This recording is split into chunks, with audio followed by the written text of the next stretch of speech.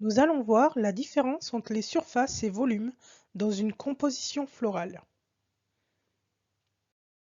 Dans une composition florale, les surfaces s'inscrivent forcément dans une figure géométrique. Les quatre figures de base sont le cercle, le triangle, le rectangle et le carré.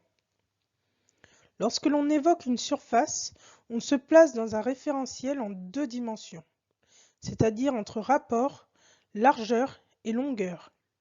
Il n'y a pas de rapport avec la profondeur.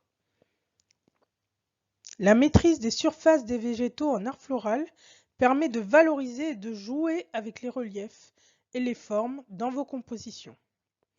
Découvrons maintenant les volumes. Les volumes d'un arrangement s'inscrivent dans une forme géométrique, c'est-à-dire la sphère, le cylindre, le cône, la pyramide, le cube, etc. Lorsque l'on évoque un volume, on se place dans un référentiel en trois dimensions, en comparaison avec la surface qui est, elle, en deux dimensions. Il y a donc un rapport entre longueur, largeur, hauteur.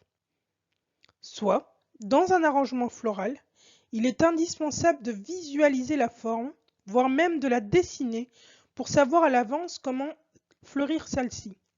Il faut voir la composition comme un tout, et non juste comme une succession de fleurs que l'on pique au hasard.